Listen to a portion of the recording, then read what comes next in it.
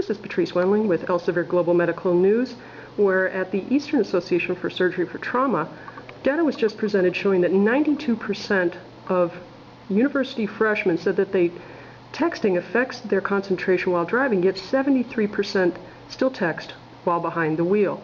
Doctor, why is there such a disconnect?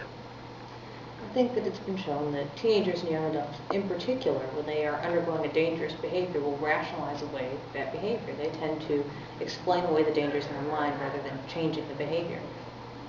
You noted at your presentation that there's a lack of good data on texting. Could you speak to that, please?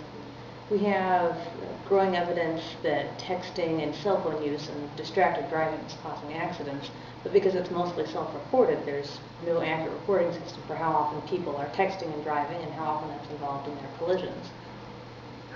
You also mentioned in your presentation that response times are tremendously slowed while texting in comparison to even other distractive behaviors. Could you please discuss that?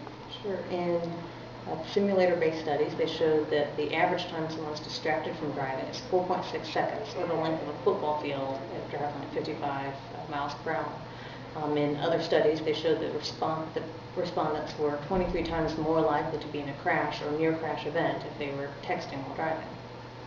And finally, what is the role for trauma and critical care physicians? What can they do? I think the most important thing is injury prevention programs to increase awareness, and with teenagers using cell phones more frequently and younger, to try and intervene and educate as early as possible.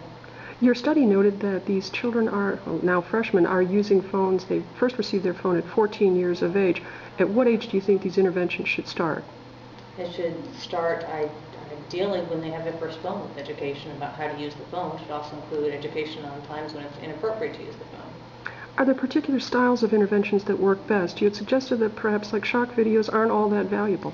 Some evidence shows that shock values in young adults reinforce that this could never happen to me thinking. Programs which encourage positive role models and participation in positive programs, such as teenagers getting involved in public service awareness campaigns, can have a greater impact than shock tactics. Thank you very much, Dr. Buchanan. Appreciate your time.